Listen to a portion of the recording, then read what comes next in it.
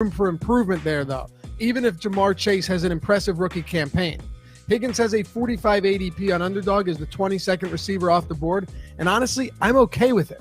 But you can no doubt get him a lot later on other sites where Chase is going a lot earlier than Higgins. Chase Claypool was the wide receiver 22 last season, finishing the year with 62 receptions for 873 yards and 9 touchdowns on 109 targets. He also rushed 10 times for 16 yards and 2 scores. He had a few monster games as a rookie and was targeted 8+ times in 7 of his last 10 games. Granted, Ben Roethlisberger was forced to throw a ton in 2020 thanks to an awful offensive line that couldn't generate anything in the run game, and a lead running back in James Conner who was banged up for most of the year. And now the Steelers drafted Najee Harris in the first round to hopefully solve some of those problems. But that doesn't take away from the fact that Pittsburgh has a history of drafting elite receivers. And if Claypool's rookie season was any indication, he could certainly be one of them. Now, I understand Claypool had plenty of bad games, and a lot of his season totals were buoyed by a 4-touchdown game in Week 5 against Philadelphia. But 72 touches and 11 touchdowns as a rookie, despite playing only 62% of snaps, can't be overlooked. And of the 32 receivers with at least 100 targets, Claypool was 10th in yards per reception and 6th in yards after catch per reception. It's only reasonable to assume that Claypool is on the field a lot more in year 2, especially considering he possesses the speed and size to be competitive anywhere on the gridiron. And while there have been some concerns about Ben Roethlisberger falling off for a while now, he still supported not 2, but 3 top 22 receivers last year.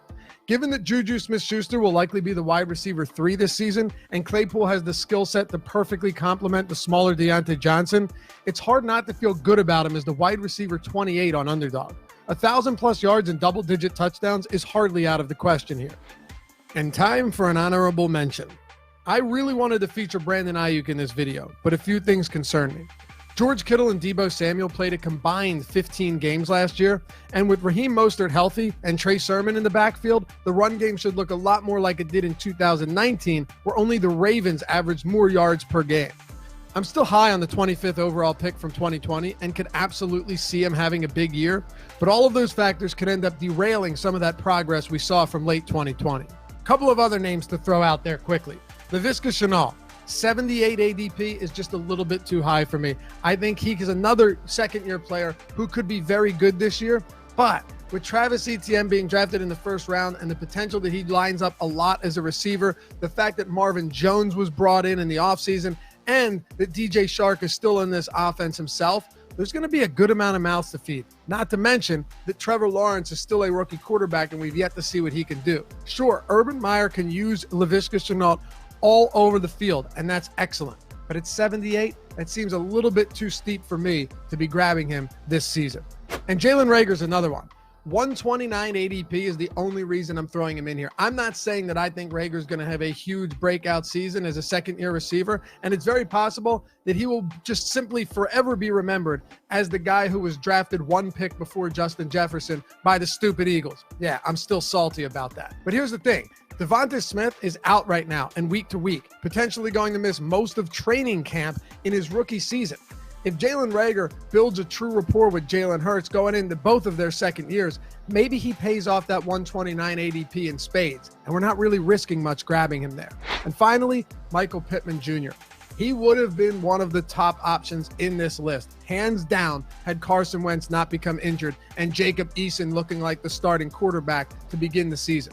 They have an absolute gauntlet through the first 5 weeks. Very difficult matchups. It's very possible that they go 0-5 to start the season. And while Pittman going into his second year was a clear breakout candidate, being drafted close to the 100 ADP range, he would have been one of my favorite options. I just can't go there right now, though, not to mention the offensive line.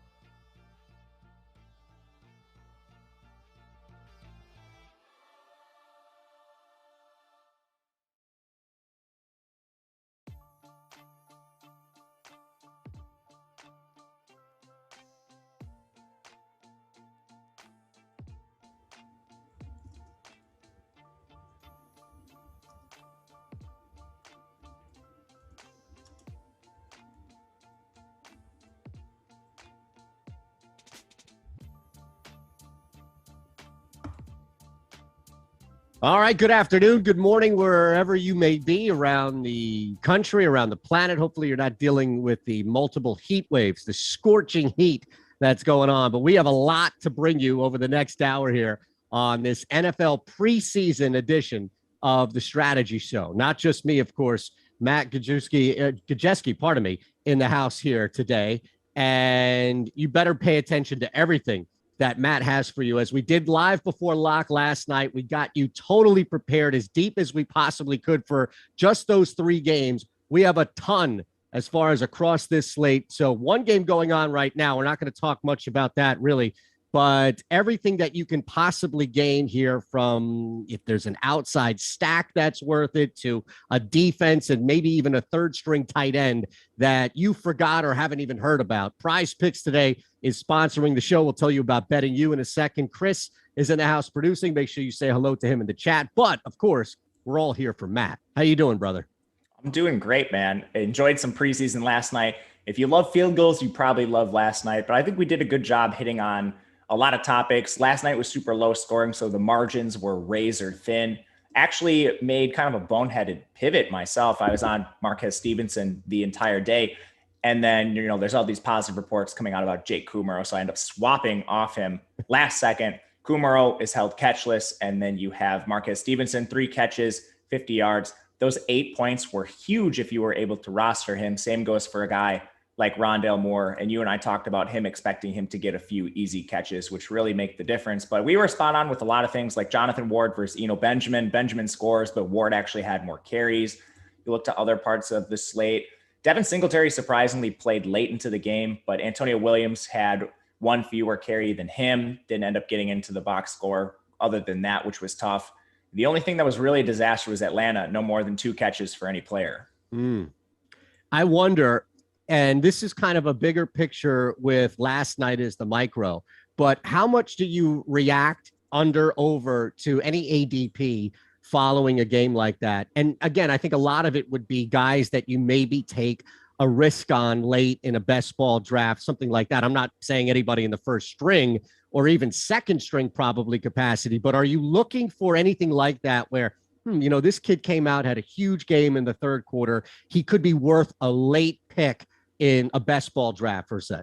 I think there's 2 ways to look at this where we can really gain information. One is who's playing a lot early in these preseason games, and that's usually a negative. So a guy like Devin Singletary playing as much as he did, like Buffalo didn't even have Josh Allen out there. We didn't see Stephon Diggs. If they really valued Devin Singletary, they would not be putting him out there for nearly 10 touches, which I believe that's a little bit of a negative, probably speaks positively to Zach Moss, who was injured. And then the younger players, I like looking to see how they're used. So Rondale Moore, seeing him evolve very early in the game was fantastic for Arizona. Those were the 2 main takeaways for fantasy.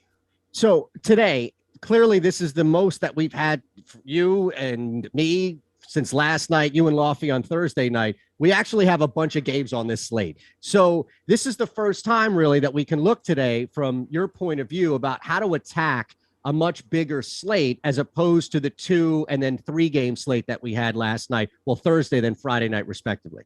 Yeah, it's going to be a lot different. You'll end up with a little bit less stacking options. So with the 8 game slate, you're probably not playing 2 running backs from the same team. We've done that a little bit to date profitably. You're probably not getting into as many stacks, which is going to be uncomfortable for people. Last night, you probably ran into some naturally. Today, I think there's a couple quarterbacks that we may or may not be stacking with, depending on how your roster shake out. That's really what I'm looking at with the full 8 game slate. And we are going to touch on this is before we jump in and start to look at each of these games here tonight. You mentioned the 8. I'm just curious as far as when we approach showdowns, because we have 4 that we'll talk about, and we can definitely factor that in conversation as we bounce around. So do you have a specific strategy, especially if it's different in the preseason, that you'll apply for showdown captain mode as opposed to even the regular season? Yeah, with showdown, you're basically locking the 2 defenses. You're looking strongly at the quarterbacks, especially if they only have 2 active. And then you're looking to running backs. If kickers are available in showdown, if they're only playing 1 kicker, that's another spot to get really low risk points. In tournaments, you can get a little bit crazy with wide receivers, probably switch out your captains, but in low risk cash contests, I'm captaining one of the defenses. I'm probably running out 2 quarterbacks unless a team is starting 4 of them. and then just looking for the most secure touches from then on out. All right, so we're going to dive into this first game here in Baltimore tonight. A reminder, as you're popping in here, hit us up with a like button, smash away. Make sure you're subscribed to the channel as well. It does wonders for us, and it's not just this channel. We'll tell you about the Awesemo Fantasy Football channel, where you can see a ton of Matt's content and really getting you ready for best ball drafts through regular season stuff, which is right around the corner. And, of course, all things happening here with the preseason and our Awesemo Odds channel, which is huge, again, to get you ready for all things betting. Speaking of which, let's just pump another thing that you're doing here with us, Matt. That's betting you and Rasa every Wednesday, getting everybody ready for college football. So from the smallest of small conferences all the way up to the top, you are fully prepared. You cannot blame anybody but yourself after this if you're locked into betting you, because both Matt and Ben are the most comprehensive people that we have on this site, combing through everything college football related every Wednesday on Spotify and Apple. Make sure you are subscribed to that and go check them out today. All right, my friend, let's dive into it. New Orleans at Baltimore. Most of these games are going to be hovering in that 36, 37, maybe 2 down there. The Rams game tonight is going to be the lowest, but we're pretty much where we've been over the past 2 days as far as totals are concerned. Nobody going crazy with like a 41 type. So let's look at this. Baltimore hosting New Orleans. And I think we should start right with where you're looking at inactives to guys we should keep an eye on, because that's going to be huge determining where we roster guys throughout the night. Yeah, there's going to be a lot in this game. A lot of them we already know just from fantasy football. But if you look on the Ravens, Lamar Jackson, if he plays, it's not going to be more than a series, but we won't get that news. Ravens are really banged up with wide receivers. So you have Rashad Bateman, Marquise Brown, Miles Boykin, and Deion Kane, all expected to be unavailable tonight. That reduces their available receivers to 9. They're also probably not going to play much J.K. Dobbins and Gus Edwards. Gus Edwards only came back from the COVID reserve list a week ago. We're not going to have Mark Andrews. We're not going to have Nick Boyle. So it's a very depleted situation. And then New Orleans is much of the same, especially their wide receivers. You don't have Michael Thomas. You don't have Traquan Smith. And that leaves them already down to 8 receivers because they're not carrying a lot of them on their team. From there, probably no Alvin Kamara either. So let's start then. If we know for, look, it's also the first game of the preseason. So guys, you mentioned, and this is kind of just a bigger picture throughout here for people that are following along, which is even if guys are healthy, we're not looking to roster them. We talked about this last night on Lock. So Lamar Jackson, Kamara, guys that would be normally playing. It's not like we're racing for them anyway. So let's look at the quarterback position here and start with Baltimore and into New Orleans as well, and trying to take advantage of anybody kind of in the back end, if it may be a McSorley or even a Book on the other end. Yeah, I would say New Orleans is completely off my radar. They're a team you probably want to X out because they have 4 signal callers expected to play. They're in a quarterback battle between Winston and Taysom Hill. With Baltimore, Lamar Jackson solidified as the starter. Trace McSorley is pretty much going to be the backup there, which leads us to expect Tyler Huntley to play most of the second half, if not all. Tyler Huntley is a dual threat quarterback. He's closer to Trace McSorley than he is Lamar Jackson. So he's not very likely to get you like a 100-yard bonus or anything, but he's going to run a lot, and that gives you a nice floor. With Lamar Jackson potentially not even playing and getting a half out of Huntley, he's a very attractive option at quarterback. Running backs looking at this and, again, trying to take advantage of fewer guys in the backfield. The depth chart alone would speak to that probably being more Baltimore than New Orleans, but you mentioned Kamara, so I don't know how you're factoring in guys that are out into maybe a more depleted backfield once we start playing as opposed to just on paper. Yeah, New Orleans still has more backs. So we probably don't see a ton of Latavius Murray, but from there, they have Devontae Freeman, Dwayne Washington, Tony Jones Jr., and Stevie Scott. Conversely, if you look at Baltimore's roster, we're not going to see much, if any, J.K. Dobbins, Gus Edwards, leaving just 3 guys, Justice Hill, Nate McCrary, and Tyson Williams. I would even go further and say Justice Hill's probably a lock to make this roster. You probably are just looking at 2 backs most of the time tonight, tonight with McCrary and Tyson Williams. Williams is a guy who's really interesting to me. He played most of his college football at South Carolina, transferred to BYU, but tore his ACL in his final season. He's actually a pretty good pass catcher with some decent size. He'll get a lot of work with the final unit. So I'm curious about Freeman, and this is a little bit contrary to, I think, the mentality that you've put out there, which I'm not going to be different by any means. I'm going to subscribe to because I want to win some money. But I am curious if there's ever any bend to it, because clearly Kamara and Murray are solidified, locked in. Freeman, I'm interested in because he's a veteran. He's clearly not looking to overtake. I can't imagine he's going to overtake Latavius Murray on the depth chart, but to have him as a third back that you can carry and can use for a guy who's been in the league for a little bit, I know injury and just age and a little bit wear, but this is like having one of those vets that come along for league minimum. We used to play with LeBron James in Miami, right? Where it's like, hey, to have an eighth guy off the bench as an all-star, former all-star, pretty good. So that's where I wonder if there may be a little bit of a risk reward to roster Freeman tonight. There is always going to be some risk reward with players like that who we know are talented and aren't going to see, a full half of football. We've seen this in Pittsburgh games with Deontay Johnson. We talked about this last night. Even on limited opportunity, sometimes the studs, just because they're more talented than the backups they're playing against, can get it done. Freeman's kind of towing that line for me. I think he's available in GPPs to use, but he's not somebody I would consider in low-risk contests. All right, now we know the Saints are dealing with a bunch of injury at the wide receiver position, so that's probably the easiest place to start at the wide receiver spot, Matt, just to try and see if we can take advantage if there's any leverage for some back-end guys who even normally would be getting some playing time, but maybe a little bit more bumped up on the depth chart tonight. I think there's a couple guys. I'm actually interested in some receivers on both sides of the ball here. Oh, yeah, we'll get to them real quick. I'm sorry. I just wanted to lead with New Orleans. Yeah, for sure. On New Orleans, one guy who's particularly interesting to me is Kaywan Baker. So he's a rookie for this team. He actually did get drafted, which was a bit surprising. He played his college football at South Alabama. They're a pretty run-heavy team. But again, the Saints are just so depleted. No Michael Thomas. We're not going to see Traquan Smith among some other backups. And this is a guy they drafted, so they showed some interest in him. Like, for example, Lil Jordan Humphrey wasn't even drafted despite him having a good camp. He's where I would look to primarily, but a couple other names of note on New Orleans. If you're going really deep, Chris Hogan's there. They have Ty Montgomery converted to wide receiver again. I don't think we see a ton of him. But then really deep, like an Aesop Winston who played his college football at Washington State. Maybe he gets some more time in the second half. But Baker's a roster bubble guy when everyone's healthy. They're going to have to debate whether they want to carry him. So I think they'll use him in the preseason. All right, let's flip to Baltimore now because it sounds like there's a little more value on this end. Baltimore is dealing with a lot of injuries as well. They actually are going to suit up, I believe it's one or two more receivers. I don't have the numbers right in front of me. But again, one of them is going to be Sammy Watkins. So how much do we expect him to play? The players that should be on the field that Baltimore wants to evaluate are Devin Duvernay. He's pretty much a lock to make this roster, big slot receiver. Tylan Wallace, who they drafted early on day 3, and James Prochet, who was a day 3 rookie last year in 2020.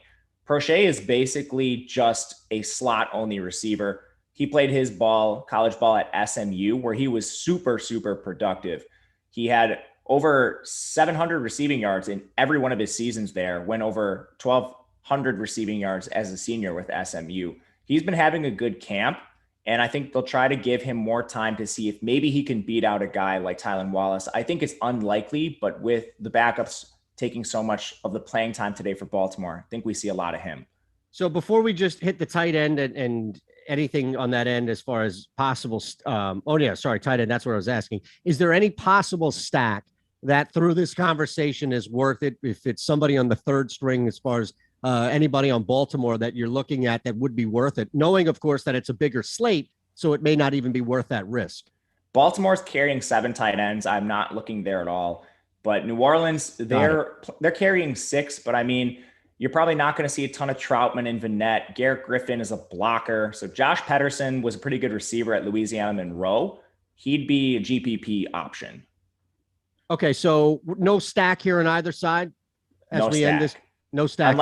Unless you're playing Baltimore stack, it would be Tyler Huntley to James Prochet, the preferred stack. Got it. All right. So as we keep, actually, you know what? I want to make sure this was not part of the showdown slate, right? And we're going to hit the Denver, Minnesota game at the end from a little showdown standpoint. So we will touch on that. I know that people will have time to get into that specific showdown, but let's keep it moving here in Jacksonville now. And I'm pretty sure I saw Jacksonville open up as a favorite. The line might have moved pretty significantly, but let's look at this. I mean, clearly there is a storyline at the quarterback position that everybody wants to see.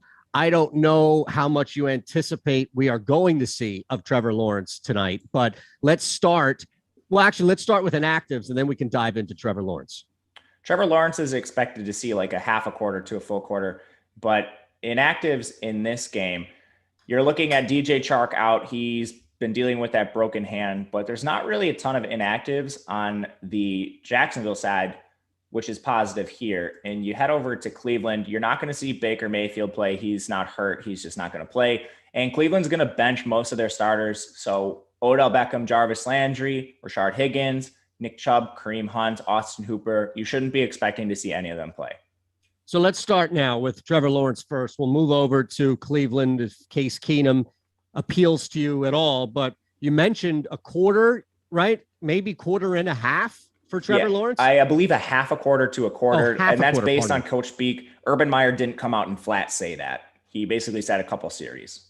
Okay, so still, we treat him like a one. We treat him like a starter, right? I can't imagine that there is any, even on a back end, 100 lineups today in a GPP, there's no interest in Trevor Lawrence. No, you're not getting to him. You're not getting to any Jacksonville signal callers. Good. Nor you mentioned Mayfield on that side. So no signal callers at all. Not even a little bone at Minshew? Probably not Minshew. I think Cleveland, you could certainly look to one of them because they're only going to have two. I wish one of them ran a little bit. Like Tyler Huntley for Baltimore has a great rushing floor. Case Keenum and Kyle Lauletta don't have any rushing floor, but they're both probably going to play a half. And Kyle Lauletta maybe plays a lot more because Case Keenum's a 9-year vet in the league. How much do they really need to see of him? Yeah, it makes sense, right? Because you just don't have enough. So does that mean that you're pretty much riding your third string quarterback for an entire half in this game? Lauletta probably plays a whole half, if not a little bit more. Again, like I just don't. Why would they play Keenum? Right.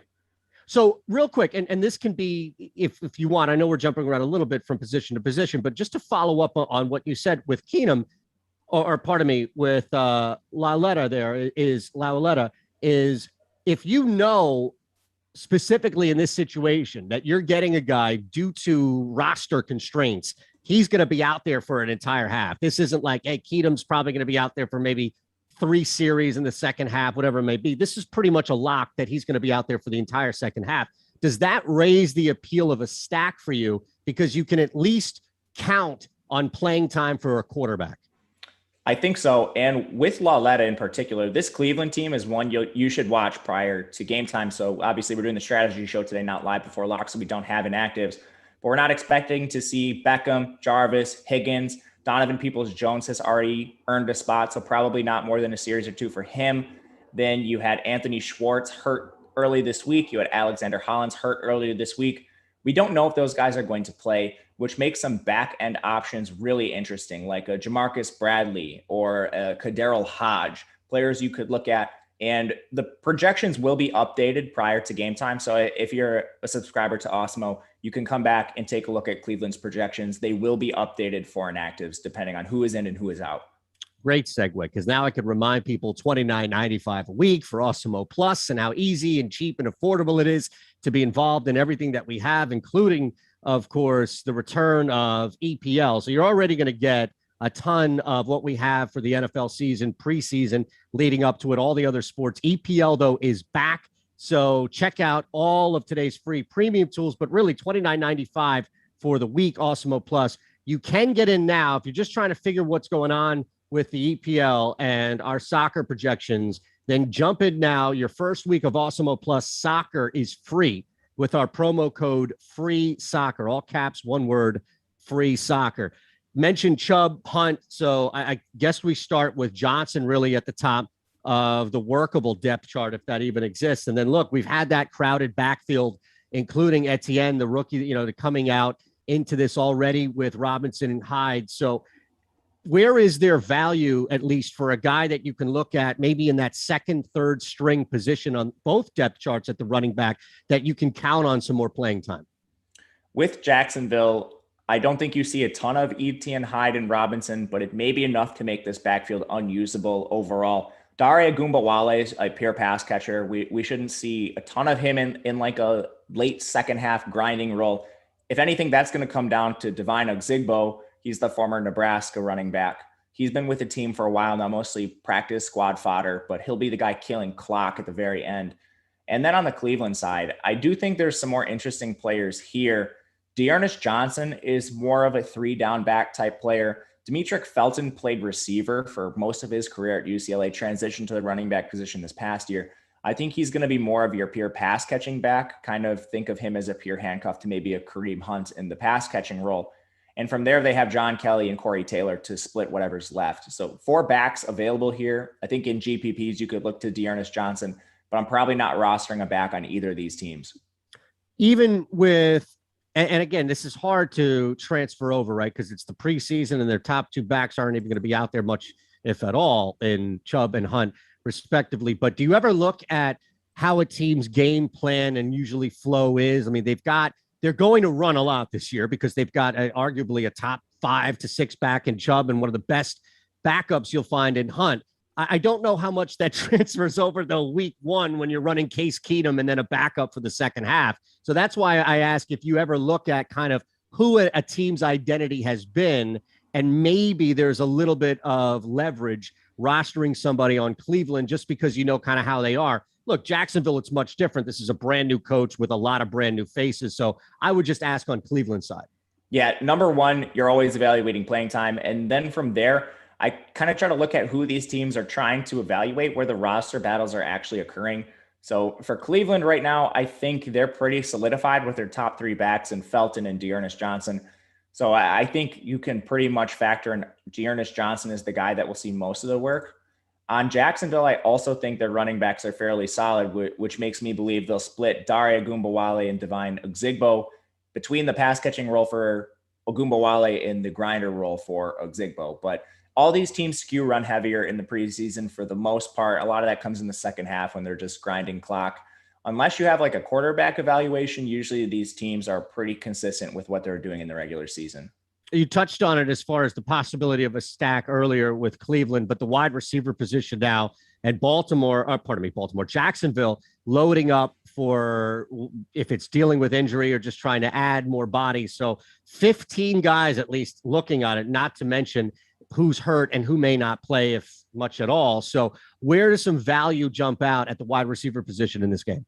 Yeah, certainly not on Jacksonville. I'm not rostering a single Jaguar receiver. Just too many guys? Too many. Way too many. They're going to be playing with at the most 12, at the least 11, unless there's a surprise inactive, which we're not expecting. But that's just too much. There's teams that have like 7 healthy receivers on this slate. So don't mess with that. Cleveland's one of the teams that might have 7 healthy receivers. If Beckham, Landry, Higgins, Peoples-Jones, Schwartz, and Hollins all miss this game, you should definitely be playing guys like Kaderil Hodge and Jamarcus Bradley. Bradley's the name I'm really isolating here if all these injuries are consistent with what we're expecting.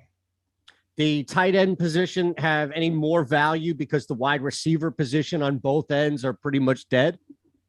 Tight ends, I think Jacksonville's interesting. It's a terrible name to mention, but Tim Tebow's a guy they're trying to evaluate. Hey, it doesn't matter who it is, Matt. If there's money to be made, then let's do it. I think there's better tight ends. I'm not rostering Tebow outside of his tournaments, but I think they're primarily trying to evaluate him versus Luke Farrell, who's the former Ohio State tight end. He is ties to Urban Meyer. So I think Farrell has the leg up on this job, but I do think that's a battle that will occur this preseason. Still, that's more tight ends in a tight end room than I prefer. Yes, I don't think anybody's going to argue with that. On the other end, I mean, Hooper and Njoku, right? We're not going to see much at all of these guys. So is there anything maybe like in the back end of a position battle for that third tight end, Franks Carlson going at it? Not too much. Bryant is interesting, but he already has a pretty specified role. Carlson's more of a blocker. I think I'm off Cleveland's tight ends. I'm inclined, and you correct me here, although the total is one of the highest, tied for the highest that we have on the board here. Based on what you were saying from a DFS standpoint, do both of these defenses have some pretty strong appeal to you? I think the best defense to target here is probably Jacksonville because you're getting a half or maybe a little less out of Keenum, at least a half out of Lauletta. That's pretty nice. All right, let's move. Oh, yes, let's move to, I want to make sure that we're not passing on showdowns, but we haven't hit one yet. In fact, we're going to get one coming up right now in that Tampa Bay Cincinnati game. So we'll end on kind of a little bit of your thoughts on captain mode here, Matt, but let's look at bodies, names we should be aware of, either already inactive or leading up to game night tonight, that we should keep an eye on. So Tampa Bay is going to play their starters. Brady's going to see a drive or two. That's the same with Godwin, Evans, Antonio Brown, the running backs, the tight ends. So there's not as many pure inactives, basically just Cameron Brate. But you obviously know going into this that Brady's not playing more than 2 series. And then on the other side with Cincinnati, they're not going to play their starters at all, it looks like. So we won't see Burrow. We're not expecting to see Mixon. We're probably not even going to see much Pirine. Pirine might get the Tony Pollard treatment where he plays like 5 snaps. And then Jamar Chase, Tyler Boyd, T. Higgins, maybe 5 snaps, 10 snaps. That's it. So Cincinnati's a little more interesting to me in that regard. Is there a battle for a backup position on either team? Because both quarterbacks are fully cemented in the starting spot. There isn't even a sweat, right? So are you looking at, and again, the number 2 here for both Allen and Gabbert, Cincy, Tampa, respectively, based on what we've talked about, I don't know how much value even they have out. So are we looking at somebody who's maybe locked into a third spot that could move up on the depth chart, or just fighting for their roster spot that provides some value here?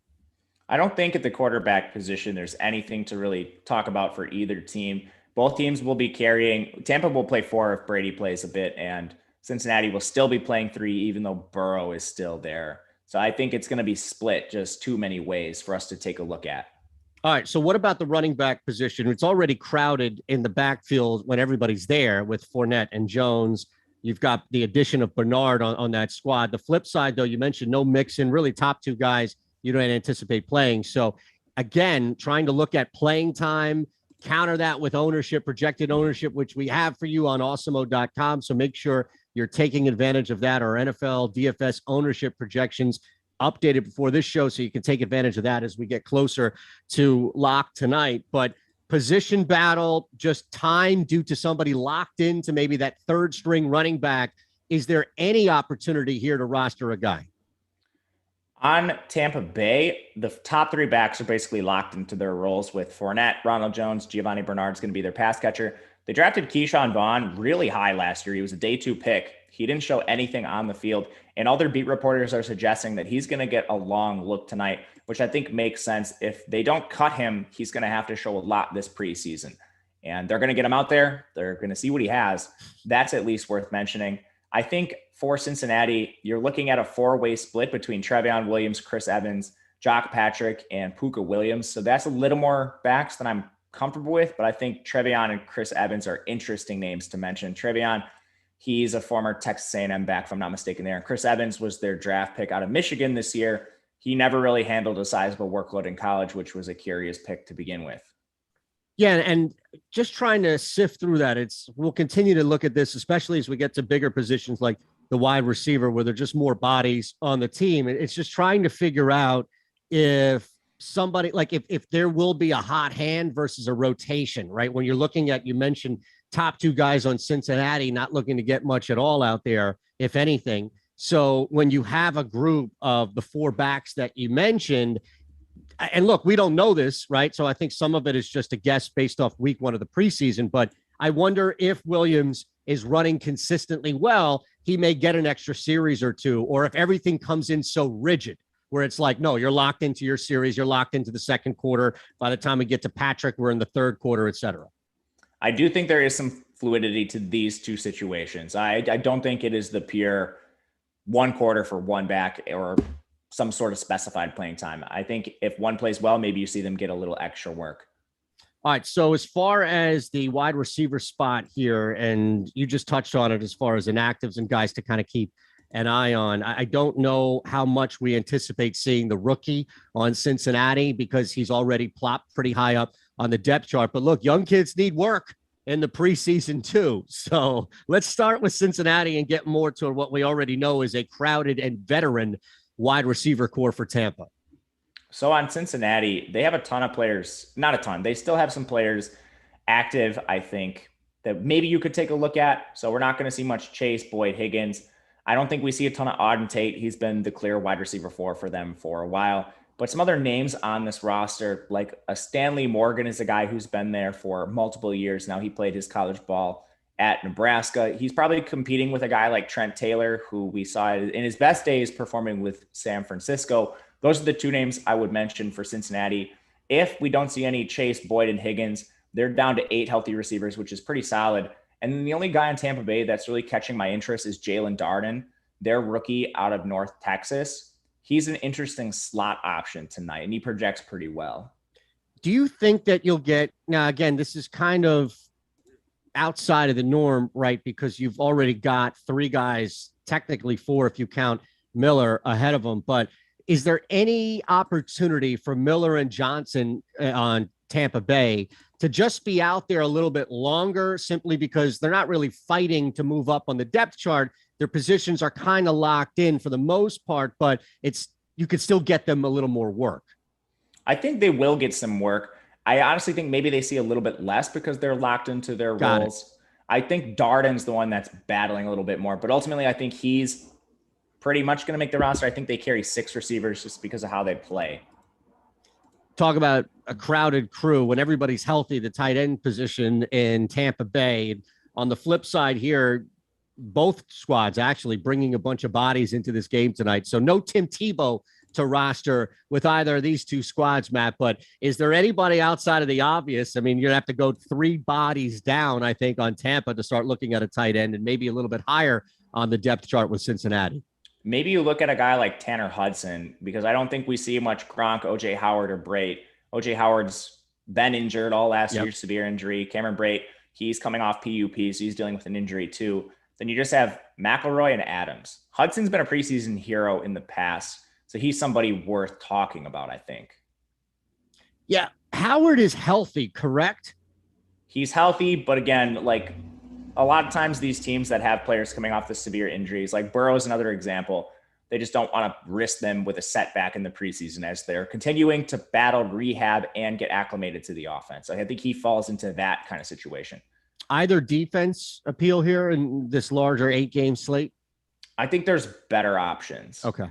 What about a captain? Who would be, you mentioned as far as your strategy, you want to lock in both defenses for the showdown standpoint, but where are you looking, in your opinion, most for a captain in this showdown? The better defense is going to be Tampa Bay, and that's because they're facing off against Cincinnati, who's not playing Burrow, so they get 3 backups. But, I mean, some of them are dual threats, like Dungy's going to run the ball a lot. Brennan Allen, Kyle Shermer, I think that's positive. I'm trying to captain Tampa Bay's defense if possible. And if I'm looking a little more contrarian, go with Cincinnati's defense, or maybe take one of the signal callers. This is a really hard showdown because they each have at least 3 signal callers playing. So this might be a spot where maybe you get off the board with a Keyshawn Vaughn or, a Chris Evans in a tournament. Got it. All right. Makes sense, especially as you mentioned, as far as trying to pivot off of the Bucs defense as your captain. All right. So this is the Battle of New York here between the Giants and the Jets, and Daniel Jones probably not going to see much, right? Especially when you start to look at the depth chart. I mean, my goodness, I don't know how appealing Glennon is in the regular season, preseason, any season. So you may be down to 1 guy, but to be fair to your points that you've been raising here about depth charts, there's only 2 guys in front of Thorson, right? So we can start there with the Giants and then look at, I guess, in your opinion, how much Zach Wilson plays, not to say to roster him, but I'm interested to look at how much Zach Wilson is expected to play, which then impacts the guys below him on the depth chart. So let's start at the quarterback position. Yeah, even with Daniel Jones not playing, New York Giants, that is, they're carrying 3 signal callers. This might actually be 2 signal callers, though, because Tommy Stevens has been playing tight end for them. So you might be looking at just Clayton Thorson and Mike Glennon. There's other situations where we have 2 healthy quarterbacks, so I don't think Glennon and Thorson are the best options. New York Jets, Zach Wilson's expected to play a quarter. So I think we'll probably see a quarter from every one of their quarterbacks. Does that change the value for the other 3 in White or Morgan or even Johnson in the back end, knowing that it's not a series that you normally get from a starter? Yeah, it does. It lowers them and basically takes them off the board. All right. And you mentioned Thorson. I wonder if that's going to be an interesting pivot, because to your point about there being other situations that we'll get to where you have two quarterbacks or a smaller back quarterback group, they have a lot of talent. We're going to get to the wide receiver position, but they do have talent, younger talent they can throw to. So I wonder if Thorson is simply just a pivot for you, maybe in bigger tournaments, to kind of counter more or heavily owned guys that are in a similar situation. I think he's a good pivot. He's a tournament option. He doesn't give you a ton with his legs, but we have a bunch of injuries with the Giants as well, quietly. Kadarius Toney's been injured all throughout camp. He was dinged up again this week, but he's since returned to practice. Galladay's not going to play. Darius Slayton, Sterling Shepard shouldn't play a ton. John Ross is hurt. Austin Mack is hurt. You're down to maybe 6 receivers, and that's a sneaky place you could stack.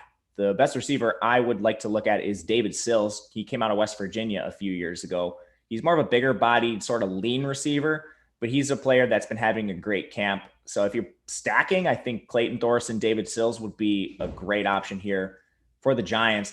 The Jets I'm a little less interested in. Again, they're going to play 4 quarterbacks, but then their receivers are actually kind of thin too. So you're probably not going to see much, if at all, Corey Davis, Jamison Crowder. Elijah Moore certainly not going to play after his injury. And then Braxton Berrios, it looks like he's out. He has a groin injury. Watch his status. He was projecting very well on the first run. So when we have the updates later, I'm assuming if Braxton Berrios is out, it might boost another Jets receiver. Is that Mims? Because he's going to be boosted up already with the guys in front of him.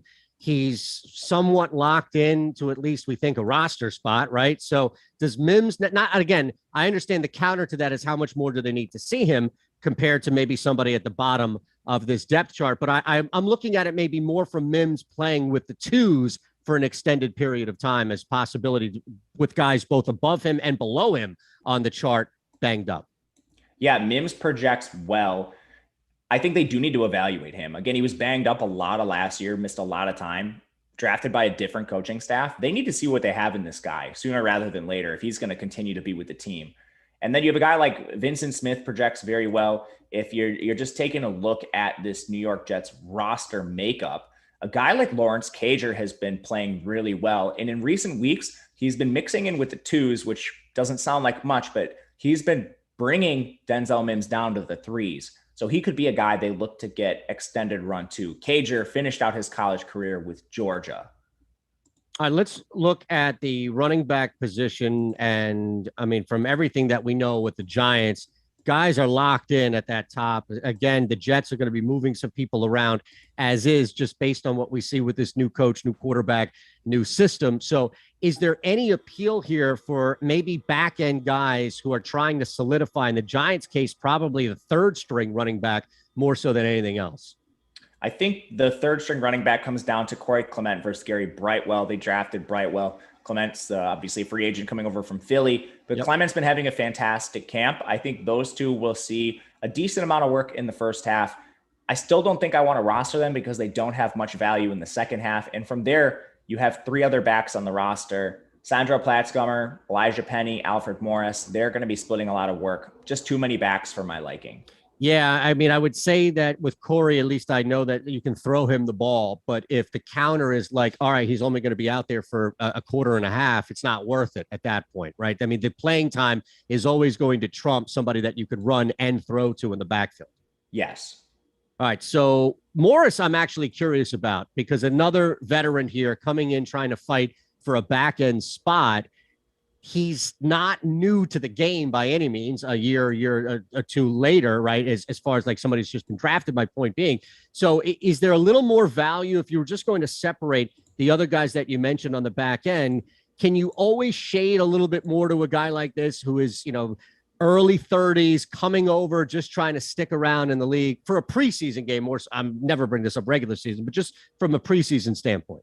Yeah, there's some merit to that. I think out of the guys that are on that, 3rd team bubble, he's probably the one that sees the most work. But again, he's going to be splitting it 3 ways. So I don't really want to roster him in DFS. Anything on the tight end position and D before we get out to the next game? Tight end position, New York has a lot of injuries. So Evan Ingram probably doesn't play a ton, but then Kyle Rudolph has been hurt. Caden Smith has been hurt. If none of them play, maybe they look to a guy like Cole Hikatini, who's been decent as a receiver. I think there's better tight ends than him still. but he's a name to worth mentioning here. And New York Jets have just too many tight ends on their roster. They're going to carry 6 with them tonight. I probably wouldn't play any of them. Across the slate, 8 games tonight, either of these defenses, especially maybe with just what's so new in New York with the Jets, can you roster the Giants just taking advantage of a new coach, new system, and a bunch of new guys running around out there? In GPPs, for sure. I would actually rather look to the Jets defense because they're going to get a whole game against Mike Glennon and Clayton Thorson. So I buried the lead. That's my fault, Matt. Mike Glennon should have been the damn lead. I apologize. Anytime you can get snaps against Mike Glennon, you got to take them. That's the best point you'll hear when it comes to Glennon. All right, we'll move on to the game in Green Bay. Your squad out there hosting the Texans, of course, the Watson-less Texans. We'll tell you about Prize Picks, though, before that, sponsoring the show today. So make sure you take advantage of everything that Prize Picks has to offer, including just streamlining winning you money. It's that easy. It's that simple. You're not dealing with the sharks, the optimizers, these mass entries. You just pick 2, 3, 4, or 5 players available on the big board there, as you see Chris scrolling down for you to see. Go over or under their projected scores. That's it. I mean, it's that simple. They've streamlined everything here for you at Prize Picks, and you can net, if you pick a 5-player lineup correctly, up to 10 times your entry fee. We even have esports available for you, not only here on Awesemo, but of course on Prize Picks as well. The NFL right around the corner. Baseball is still hot. So take advantage of this. Download the app today. Use our promo code Awesemo and receive an instant deposit match of up to $100. That's gigantic. $100 right there. So you put 100 in, we'll match it, and then you could do some heavy damage there. And look, as Matt has been telling you, if you have the opportunity to go over under on ones, I think that's a really good, like Trevor Lawrence, for example, right? I mean, his score is set right there. If we're talking about ones, that's probably a good chance that a lot of these are going to go under, especially now Lawrence may be a little different because he's expected to play a little bit more if it's a full quarter or a half a quarter. But for the most part, you see a 1 out there, right, Matt? That's only going to be out there for a series or 2. I imagine that's a hard fade, right? It's a hard under. For sure. Especially at skill position players. Like if you could get some of those at receiver, there's no guarantee they see a target. Right. That's another part about it. All right. So make sure you use our promo code Awesemo, $100 match. Let's look at the Packers. No Aaron Rodgers. So the Jordan Love show, right? Now, this is a very interesting, peculiar situation. It's not often that you have a kid who hasn't played on the bench last year, coming into his second year, where he very well could be the starter following this year.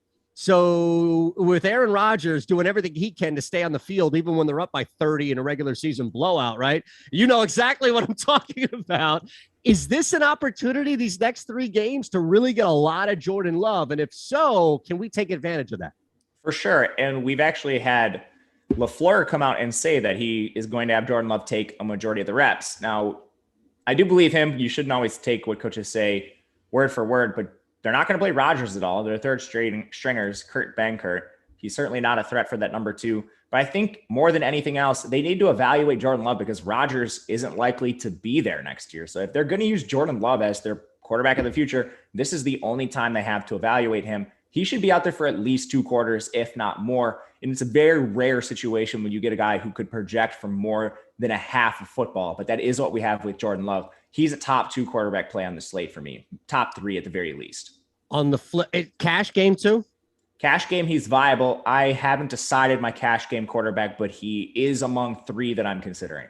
All right. Now, on the other side, you talk about a very peculiar situation. This could be described as even more so because, look, I don't know what your personal belief is as far as how much we should anticipate Deshaun Watson out this year. But I think until proven otherwise or told otherwise, we kind of have to anticipate that he ain't starting week 1 and then moving on from that. So he may not even be on the team based on a ruling coming down from the NFL. Not on this squad, traveling, not playing tonight. So we don't even have to worry about that. But again, this is not just Taylor, Driscoll as backups playing. This could be a battle for the number 1 spot, right, Matt? Yeah, absolutely. I think Taylor's the favorite, but they drafted Davis Mills really early, and he's going to be a guy that they need to evaluate. He's a really tough player to look at, even from like his college career. He came out of high school as a 5-star recruit, dealt with just injury after injury after injury at Stanford. It's like barely played. And a lot of those were ACL tears, like devastating knee injuries. He has no mobility whatsoever. He plays with an enormous brace on his knee. So he's not going to give you a rushing floor at all. And with 3 quarterbacks expected to get some run here, again, I don't think we'll see a ton of Taylor. That's enough to take Mills out of play for me outside of just the biggest tournaments. Wow. So that's enough there for, to take Mills out or Taylor out? Sorry, Mills out. I'm probably not going to play Mills unless it's an enormous GPP. So running back spot now, we've got Ingram over there in Houston, Lindsey as well. So whether or not there's a battle for the top spot, inconsequential here, because neither one of these guys are going to factor into tonight. Johnson's still hanging around. So all 3 of these guys, I don't know how much need there is. I imagine that the depth chart begins with the running back for you with Burkhead on Houston's side, right? Yeah, it does. But even if you exclude the top 3 backs who are all veterans at this point, you have 5 running backs on this roster. Like, what in the world is Houston doing in this rebuild where they have Burkhead, Dontrell Hilliard, Buddy Howell, Scotty Phillips, Darius Jackson? Most of these guys are going to get cut. But why are they carrying 8 running backs? Stay away from that is what I'm hearing. The tone is what I'm hearing, right? For sure. I don't understand it. So now we look at Love kind of in the backdrop playing a lot tonight. And I don't know how that factors into what you anticipate is just game flow. It's all vanilla anyway in the preseason. Clearly there is a number 1 back, feature back locked in Jones over in Green Bay, but they're not carrying a ton of guys into tonight, right? So where are you looking at anybody who may get a majority of playing time in the Green Bay backfield? Oh, Green Bay's awesome to target tonight for running backs. Kylan Hill's my favorite. He was their 7th round draft pick, played football at Mississippi State. And we got to see him with 2 head coaches at Mississippi State, which is fantastic. He went over 1,000 yards as a junior, and then he played in 3 games this year with Mike Leach as the head coach, and he had over 20 receptions. So he's got a great 3 down back profile. He's been working clearly ahead of Patrick Taylor and Dexter Williams in the offense. So I think we see a lot of Kylan Hill with the Jordan Love unit. Again, this is still a battle. Like, a Patrick Taylor could assert himself. He's a player that's really interesting to look at. So he played his college football at Memphis. He was the starter over Kenny Gainwell, and then he broke his foot in the first game. So we didn't see Patrick Taylor really at all his final year in Memphis. And it was interesting to me that Memphis evaluated him as the superior talent to Gainwell. He's been just injury ravaged throughout his career. So there's a chance with a strong preseason, he could maybe make the roster. Because there's only 3 backs really going to see work tonight, I have interest in rostering Hill, Taylor, and Dexter Williams in that order, with Hill being my favorite. So moving to the wide receiver spot, and look, I mean, you talk about pedigree in a position, Memphis running back, the kid stays healthy. You kind of trust that he can play. So let's look at the wide receiver spot. And I mean, Houston is a mess. The quarterback situation is a mess. So Houston's a mess everywhere. Okay, so we don't need to talk about Houston at all. I was just about to say, I love it, man. Simpatico, we're right there. I love it. Red line the hell out of the Houston Texans. But look, it's not just playing time for a rather deep spot here at the wide receiver position for Green Bay. We also have the benefit knowing that Jordan Love's going to play a lot. So it's not only, hey, maybe Funchess has some value, but it's Funchess and Love as a stack could have some value. For sure. And I think there's a bunch of players here you could probably stack with Jordan Love. Amari Rodgers is my favorite in particular. He was drafted in the 3rd round out of Clemson. He's a slot specialist, but we're probably not going to see a lot of Randall Cobb. Randall Cobb has familiarity with Green Bay already, and Rodgers and most of this team. Rodgers is a guy who's likely to make this roster, but they need to see what they have in him. Because again, Cobb, north of the age of 30, how long is he really around? They want to see what they have in Rodgers. But from there, I'm really interested in Reggie Bajelton, who has been having a fantastic preseason, at least training camp so far, according to beat reporters. I'm interested in Devin Funchess, a player who formerly caught 800 yards in his career, but opted out last year. And you could even look at some other players like DeAndre Thompkins on the back end of the roster, because they're depleted at every position tonight. Lastly, on the tight end spot here, and again, we're moving on from Houston, Green Bay, you've got a couple of guys locked in, veterans locked in there at the top. So even an injury, it looks like. So I don't know if Dominic Daphne now jumps out with some value at this position. I think the 2 players they're evaluating, and this will probably come down to 1 player, is Jay Sternberger versus Josiah DeGuara. So Sternberger, former second round pick a couple years ago. DeGuara, he's more of like an H-back, like receiving fullback. Think of him like a poor man's Kyle Juszczyk type player. He's really undersized for the tight end position. He got hurt in like week 3 or 4 last year, tore his ACL, but he's a former third round pick. They didn't get to see what they had in him. I think most of this game is going to come down to Sternberger versus DeGuara. Like down their roster, Daphne's not making the team. Isaac Nada's basically a blocker. Daniel Crawford was signed on August 3rd. Like those guys aren't going to factor into their actual evaluations here. Any defense making any of your GPP rosters tonight? I think probably the Packers a little bit because they're just going to play against Tyrod, Davis Mills, and Driscoll. So that's interesting. Let's look at the quarterback spot here for the Niners-Chiefs game, because with Kansas City, no Mahomes, don't worry about that.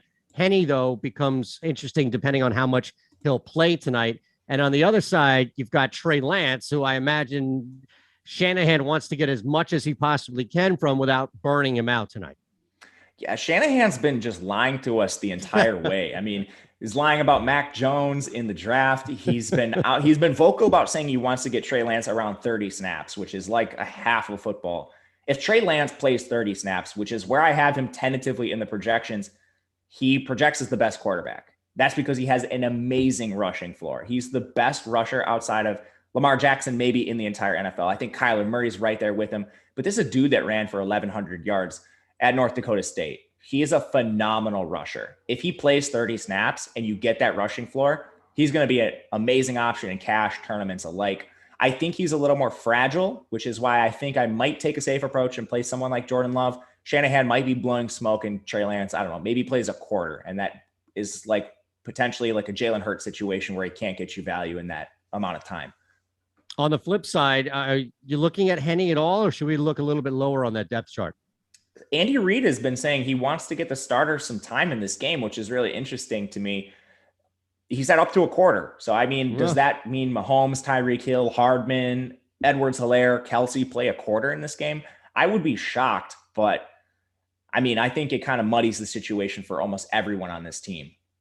Yeah, look, I covered Reid for 14 years here. He's not that much of an asshole to hold over that Super Bowl loss and play the ones for a first quarter in the preseason. Like, I could see Belichick doing something like that, but no, to your point, that definitely muddies some things up here. The backfield, we already know, like both of these teams have guys locked in. So where is there a position battle or maybe even a fight to stay alive at the running back spot? And I guess to a lesser extent, or maybe a similar extent, at least with San Francisco, but a little bit of a lesser extent underneath Tyreek Hill, the wide receiver position.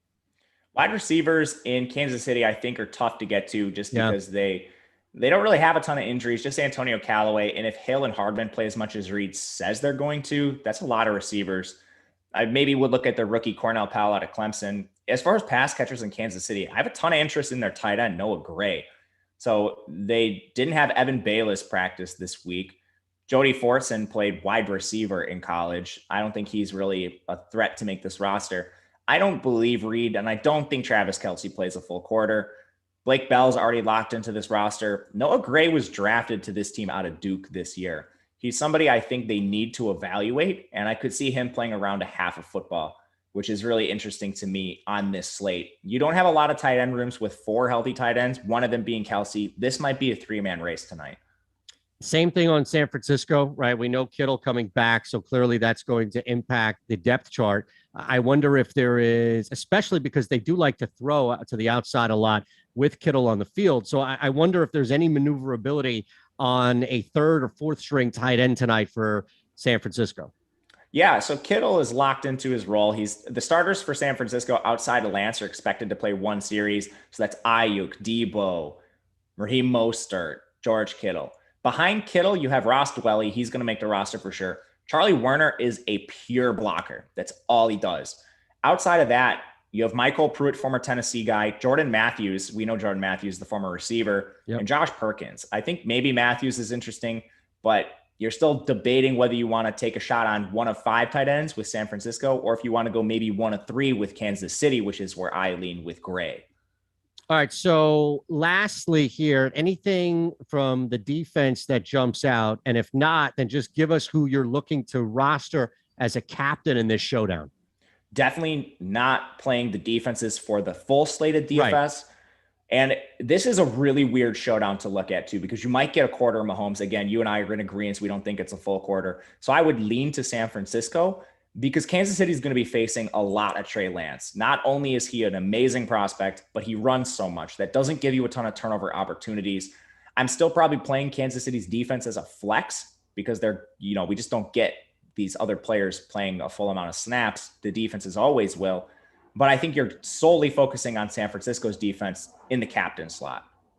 Let's look at the Raiders hosting Seattle. And now we start to look at guys, again, at the quarterback position. So pretty much locked up. I don't think Mariota's playing tonight, right? So that opens up. If he is, he's banged up. So let's look at anybody here, third string or maybe beyond at the quarterback spot first. Yeah, the last update I saw, they just called him banged up. So I don't know. He's their clear backup. I don't know why they risk it, but he's someone you should watch going into pregame. Their backups are Nathan Peterman and Case Cookus. Cookus was on another roster like at the beginning of this week or late last week. I can't remember what team he was on, but he got waived, picked up by Vegas. I can't imagine they're going to play a lot of him, but at the same time, Peterman's probably locked into their third string. So maybe they save him now because they have an injury to Mariota. It's going to be interesting. I'm not really interested in either signal caller, even though there might just be two of them. When you can play guys like Lance and Love, they're just better plays.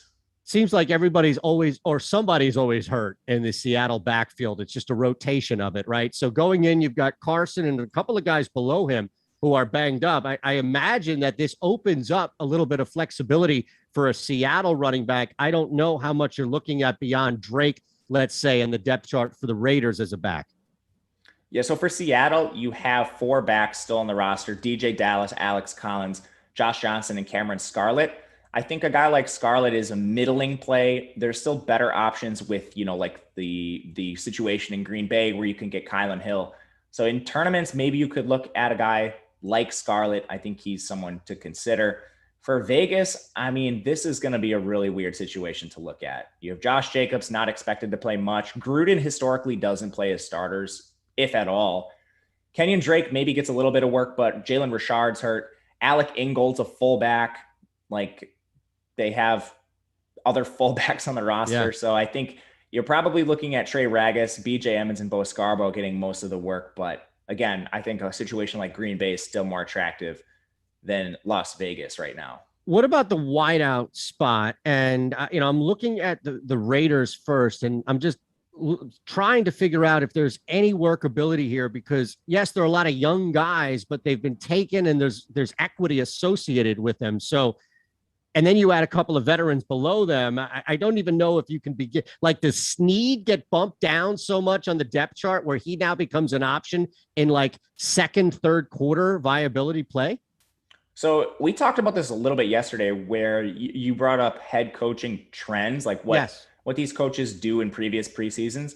Gruden's a guy who rests his veterans, and that's not always veterans with the team, but like older dudes, and he plays younger players a lot. So I think maybe a guy like Snead doesn't get as much run because he's a seasoned vet in the league.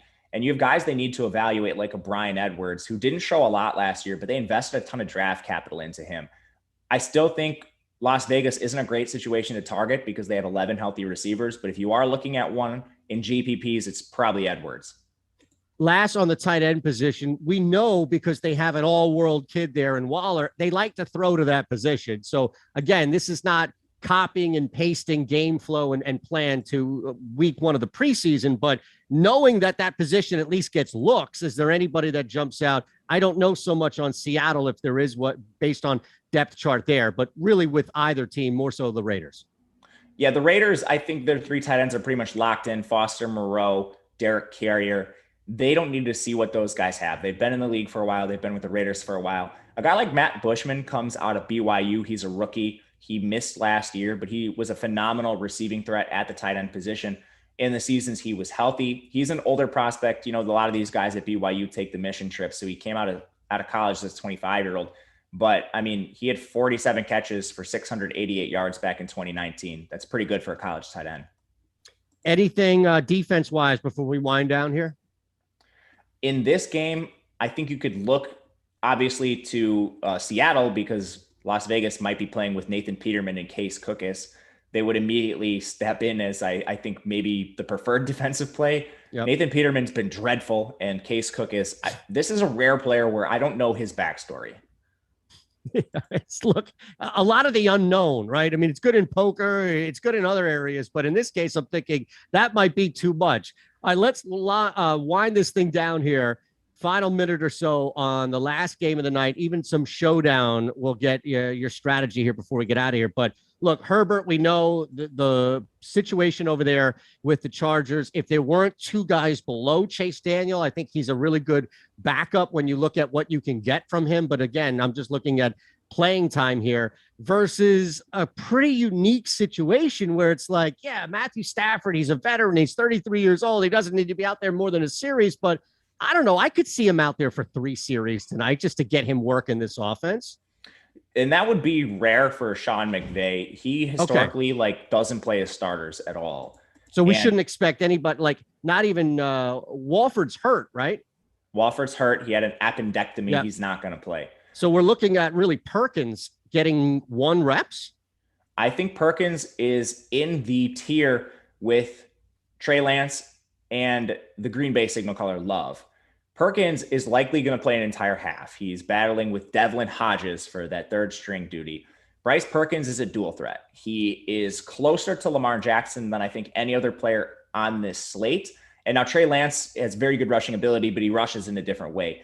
Bryce Perkins is a running first quarterback. Lance will throw the ball quite a bit still. Perkins played his college ball at Virginia, where he was an elite dual threat option in college. Now it's different going to the NFL. The step up in competition is going to be a lot, but this is a dude that rushed for nearly 1,700 yards combined in his final 2 seasons with Virginia.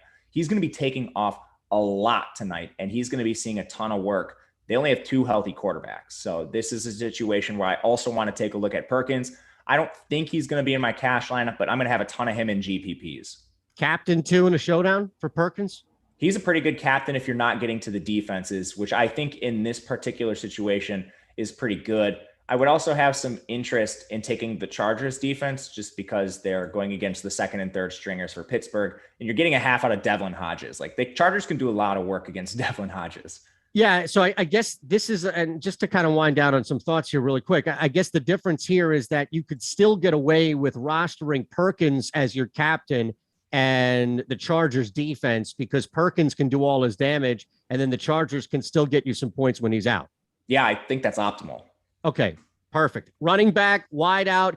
Are there a name or two that we should have an eye on that maybe the average person's going to miss because they're not you, Matt? All right, let's do the Chargers first, and then we'll hit the Rams because the Rams are actually a really attractive situation. So for the Chargers, you're not going to see Eckler much. You're probably not going to see Justin Jackson a lot. He looks like he's locked up that backup job. So Josh Kelly and Larry Roundtree, former Missouri player, are battling for that number 3. They should play a lot. They're still dealing with more cooks in the kitchen compared to a situation like Green Bay or the Rams for that matter, which we'll get to. But I think Kelly and Roundtree are viable in GPPs. For wide receivers, they're only carrying 11. And then you factor in Tyron Johnson's not expected to play. Keenan Allen's not expected to play. Mike Williams isn't expected to play. We could get a lot of run for their 3rd round rookie, Josh Palmer, who came out of Tennessee, just egregiously misused in college. KJ Hill's another receiver to target on LA, the Chargers, that is, if you're going really deep in GPPs. He's basically a slot only option, played that role at Ohio State. Those are the guys I'm looking at on the Chargers. And then the Rams, we can end here. This is where the appeal is. This is a great spot to target. This is a big moneymaker like the Green Bay Packers. They just don't play their starters whatsoever. So even though they're carrying 10 wide receivers, I highly doubt we see any snaps from Woods, Kupp, and Deshaun Jackson. That means they're playing with 6 healthy wide receivers. They have their day 2 rookie Tutu Atwell, former day 2 receiver in Van Jefferson. But players like Tristan Jackson, who played his college ball at Syracuse, he's more of like a big possession receiver. And Bennett Skowronek, who played the same role for Northwestern formerly and then transferred to Notre Dame. Those guys are going to see a ton of snaps. And even if you go down to their 3rd stringers like Jeremiah Hadel, Landon Akers, Hadel played his ball at North Texas. Landon Akers was basically a rotational receiver at Iowa State. Those guys are going to see so many snaps tonight. And it extends to running back too. They're not going to play Darrell Henderson. Xavier Jones basically is locked up their number 3. Excuse me, their number 2 now. Formerly their number 3. I think we see a ton of Jake Funk and Raymond Calais. Calais is a little bit of a smaller scat back. He's about 190 pounds. Funk has prototypical size and speed at the position, and that was with tearing 2 ACLs at Maryland. He basically only played his senior year. Funk is a great play at running back. He's going to be in the Kylan Hill range for me. All right, Matt, awesome stuff. We hit everything we possibly could on this 8-game slate. That is as comprehensive of a strategy show as you're going to get. On our way out, as we have this one showdown that kind of sits out isolated at 4:00 Eastern, if you can just give us what you're looking at as far as optimal lineup for the showdown, especially with the captain you're getting to the most. Yeah, so look at your defenses. I'm really interested in Denver's defense because they're going to be going up against the just terrible backups that Minnesota has. And conversely, Minnesota's defense is attractive, but they're going to play against Bridgewater and Drew Lock. They're not the best signal callers overall, but they're starter caliber, back-end starter caliber. You know, it's not like facing Jeff Driscoll and Nathan Peterman out there. So, and then just one last thing, Minnesota is super depleted at running back and wide receiver. Kenny Nwangu, Amir Abdullah, AJ Rose, great options. And then their receivers, if you're looking at just super deep guys, I think Amir Smith-Marset, Chad Beebe, Wap Fowler are names you want to know for this preseason showdown slate. Fantastic, brother. Thank you. Thank Matt out there, not only on Twitter, but also here. Hit us up with a like. I mean, man, Matt's staying here overtime to make sure that you have every single possible angle on a showdown game at 4:00, first week of the preseason. Smash the like button, subscribe. Thanks, Matt. Always a pleasure, man. We'll do it again real soon. When are you back on? I don't know. Okay. Sometime next preseason, I imagine. I'm on so many days now. I just don't know. I was good. That was the answer of, dude, I'm on like 20 times a day. What are you asking me for? Right? Just, you're here. Matt's here. Thank you to Chris. Thank him in the chat as well. Enjoy the games. Thank you for riding with us. Have a great day.